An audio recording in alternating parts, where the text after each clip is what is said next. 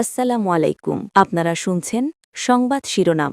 সংসদের সিটে বালিশ দেওয়ায় বসা আরামদায়ক হয়েছে। জানিয়ে দেব, কর্মসংস্থান সৃষ্টি না হলে আরেকটি গণ অভ্যুত্থান হওয়ার ঝুঁকি রয়েছে বলছেন সার্জিস আলম। জুলাইয়ের আকাঙ্ক্ষা বাস্তবায়নে রশি টানাটানি চলছে বলছেন জামাত নেতা। সর্বশেষ জানিয়ে দেব, জুলাইয়ের পক্ষের শক্তি হিসেবে আমরা মানুষের প্রত্যাশা পূরণ করতে পারিনি বলছেন হাসনাত আব্দুল্লাহ। শুনছিলেন সংবাদ শিরোনাম, এখন থাকছে বিস্তারিত। সংসদের সিটে বালিশে দেওয়ায় বসা আরামদায়ক হয়েছে। জাতীয় সংসদের প্রতিটি আসনে একটি করে বালিশে দেওয়ায় বসা আরাম হয়েছে বলে জানিয়েছেন গাজীপুর ৫ আসনের সংসদ সদস্য এ.কে.এম. ফজলুল হক মিলন।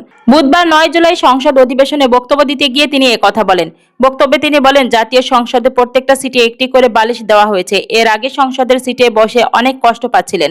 সংসদ সদস্যদের দাবির পরিপ্রেক্ষিতে প্রত্যেকটি সিটে একটি করে বালিশ দেওয়া হয়েছে। এখন বসাটা খুব সুখকর ও আরামদায়ক হয়েছে। এরপর তিনি বাণিজ্য প্রতিমন্ত্রীর কাছে জানতে চান, নিত্য প্রয়োজনীয় পণ্যের মূল্য নিয়ন্ত্রণে সরকার কি পদক্ষেপ গ্রহণ করেছে।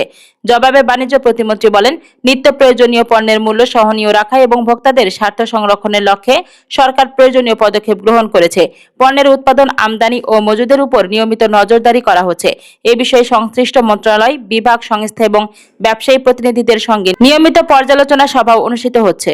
জানাবো, কর্মসংস্থান সৃষ্টি না হলে আরেকটি গণ অভ্যুত্থান হওয়ার ঝুঁকি রয়েছে বলছেন সার্জিস আলম। কর্মসংস্থান সংকট, সীমান্ত পরিস্থিতি এবং স্থানীয় সরকার নির্বাচন নিয়ে কড়া হুঁশিয়ারি উচ্চারণ করেছেন জাতীয় নাগরিক পার্টির উত্তরাঞ্চলের মুখ্য সংগঠক সার্জিস আলম। তিনি সতর্ক করে বলেছেন, বেকারদের কর্মসংস্থানের ব্যবস্থা করা না হলে তাদের হাত ধরেই দেশে আরেকটি গণ অভ্যুত্থান হওয়ার ঝুঁকি রয়েছে। বৃহস্পতিবার ৯ জুলাই বিকালে সিরাজগঞ্জের উল্লাপাড়ায় দেশ গড়তে জুলাই জাগরণ শীর্ষক পদযাত্রা পরবর্তী সমাবেশে প্রধান অতিথির বক্তব্যে তিনি এসব কথা বলেন। বিএনপির নির্বাচনী ইশতেহারে নতুন কর্মসংস্থান সৃষ্টির প্রতিশ্রুতি থাকলেও তা বাস্তবায়িত হয়নি বলে অভিযোগ করেন সার্জিস আলম। তিনি বলেন, দেশের তরুণ ও বেকারদের কর্মসংস্থানের সুযোগ সৃষ্টি করতে হবে। যদি এই সংকট নিরসন না হয় তবে পরিস্থিতির দায়ভার সরকারকেই নিতে হবে। ভারতের পশ্চিমবঙ্গের মুখ্যমন্ত্রীর সাম্প্রতিক বক্তব্য প্রসঙ্গে সার্জিস আলম বলেন, বিবেক বিসর্জন দেওয়া মুখ্যমন্ত্রী বলছেন তারা 10,000 পুশ-ইন করেছে এবং আরো হবে, কিন্তু আমরা আমাদের সীমান্তে আরো একটি পুশ-ইন বা হত্যাকাণ্ডের ঘটনা দেখতে চাই না। আদালতের রায়ের মাধ্যমে তত্ত্বাবধায়ক সরকার ব্যবস্থা ও গণভোট ব্যবস্থা ফিরিয়ে আনার সিদ্ধান্তকে স্বাগত জানিয়ে সরকারকে ধন্যবাদ জানান এনসিপির এই নেতা। তবে একই সঙ্গে ক্ষোভ প্রকাশ করে বলেন, গণভোট ও তত্ত্বাবধায়ক সরকার ফিরিয়ে আনা হয়েছে ঠিকই, কিন্তু যে গণভোটের মধ্য দিয়ে ক্ষমতায় আসা হয়েছিল তা বাস্তবায়ন করা নাকি মুনাফিকি। আগামী অক্টোবর থেকে স্থানীয় সরকার নির্বাচন শুরু হওয়ার সরকারি ঘোষণার পরিপ্রেক্ষিতে সার্জিস আলম কঠোর হুঁশিয়ারি দিয়ে বলেন, জাতীয় নির্বাচনের মতো স্থানীয় সরকার নির্বাচনে কোনো প্রকার ইঞ্জিনিয়ারিং বা কারচুপির চেষ্টা করা হলে তা বরদাস্ত করা হবে না। তিনি বলেন, বিগত 3বার যারা ভোট চুরি করেছিল তাদের যে পরিণতি হয়েছিল, এবার নির্বাচন নিয়ে কোনো কারচুপি করলে তাদের অবস্থা তার চেয়েও বেশি ভয়াবহ খারাপ হবে। এর আগে উল্লাপাড়া বিজ্ঞান মোড় থেকে একটি বিশাল পদযাত্রা শহরের প্রধান সড়ক প্রদক্ষিণ করে পৌর মুক্ত অঞ্চলে এসে শেষ হয়।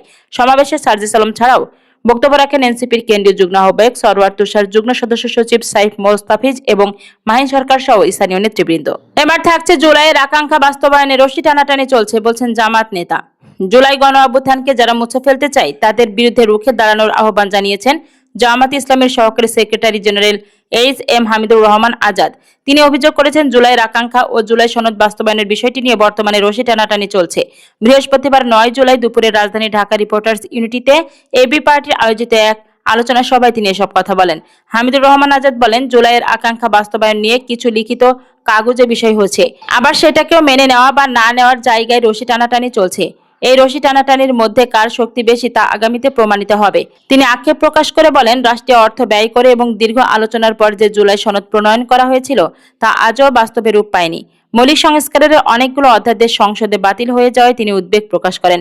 জামাতের এই নেতা সরকারকে সংবিধান সংশোধন নয় বরং সংস্কার করার আহ্বান জানান। তিনি বলেন, জুলাই বিপ্লব হয়েছে সংবিধান সংস্কারের জন্য। গণভোটের রায় অনুযায়ী সংবিধান সংস্কার পরিষদ গঠন করে কাজ করা উচিত। তিনি অভিযোগ করেন, সংবিধান সংশোধনের পথে যে সরকার হাঁটছে তা জন আকাঙ্ক্ষার বিপরীত এবং জুলাইয়ের রক্তের সঙ্গে বিশ্বাসঘাতকতা। অতীতে সংশোধনীগুলো আদালতে বাতিল হয়েছে উল্লেখ করে তিনি সরকারকে সতর্ক করে বলেন, জাতিকে বোকা বানানোর চেষ্টা করবেন না। হামিদুর রহমান আজাদ বলেন, রাষ্ট্র কাঠামোর মধ্যে সংসদীয় স্বৈরতন্ত্র কেন কায়েম হবে? তিনি দাবি করেন, সংসদ তখনই কার্যকর হয় যখন সরকারি ও বিরোধী দলের বক্তব্য সমন্বয় করে জনগণের স্বার্থে সিদ্ধান্ত নেওয়া হয়, কিন্তু বর্তমান সংসদে অনেক সময় হালকা পাতলা রসিকতার ব্যয় হচ্ছে। তিনি বিচারহীনতার সংস্কৃতি বিলুপ্ত করে জুলাইয়ের হত্যাকাণ্ডে জড়িতদের পাশাপাশি যারা নির্দেশ ও মদত দিয়েছে তাদেরও বিচার দাবি করেন। সংসদের প্রতি ইঙ্গিত করে তিনি বলেন, যদি সংসদ সমস্যার সমাধান না করে তবে রাজপথের আন্দোলনের মাধ্যমে সমাধান খুঁজতে হবে।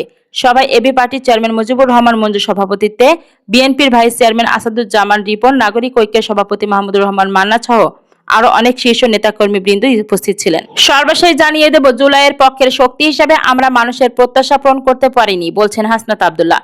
জুলাই গণ অভ্যুত্থানের চেতনা পুরোপুরি বাস্তবায়িত না হওয়ায় এবং মানুষের প্রত্যাশা পূরণে ব্যর্থতার দায় স্বীকার করেছেন জাতীয় নাগরিক পার্টির দক্ষিণাঞ্চলের মুখ্য সমন্বয়ক ও সংসদ সদস্য হাসনাত আব্দুল্লাহ। বৃহস্পতিবার 9 জুলাই বিকালে ফেনীর সোনাগাজীতে এনসিপি আয়োজিত জুলাই পদযাত্রার উদ্বোধনী সভায় তিনি এ মন্তব্য করেন।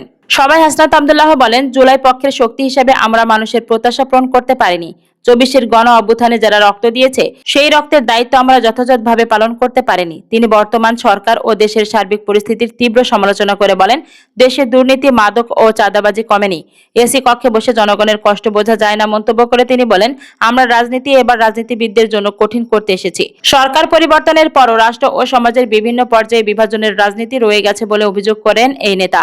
হাসনাত আব্দুল্লাহ আরো বলেন, চাঁদাবাজি ও দুর্নীতির পরিবর্তন চাওয়া হয়েছিল, কিন্তু অনেক ক্ষেত্রে শুধু পক্ষের পরিবর্তন হয়েছে। আগে এক পক্ষ বালুর ব্যবসা ও মামলা বাণিজ্য করতে, এখন আরেক পক্ষ করছে। শিক্ষিত বেকারদের কর্মসংস্থানের অভাব এবং সমাজে মাদক ও জুয়ার বিস্তারের বিষয়েও তিনি ক্ষোভ প্রকাশ করেন। তিনি বলেন, আগে যারা ধান খেতে ঘুমাতেন, রিক্সা চালাতেন, তারা এখন প্রোডো গাড়ি চালান। কর্মসূচির শুরুতে হাসনাত আব্দুল্লাহ সোনাগাজীর মনগাজীতে জুলাই অভ্যুত্থানে শহীদ আব্দুল গনি বোরহানের কবর জিয়ারত করেন। এরপর পৌর শহরে পদযাত্রা শেষে সোনাগাজী পৌরসভা চত্বরে পথসভা অনুষ্ঠিত হয়। সভায় উপজেলা এনসিপির আহ্বায়ক আব্দুল্লাহ আল মামুনের সভাপতিত্বে এনসিপির কেন্দ্রীয় স্থানীয় শীর্ষ নেতারা উপস্থিত ছিলেন।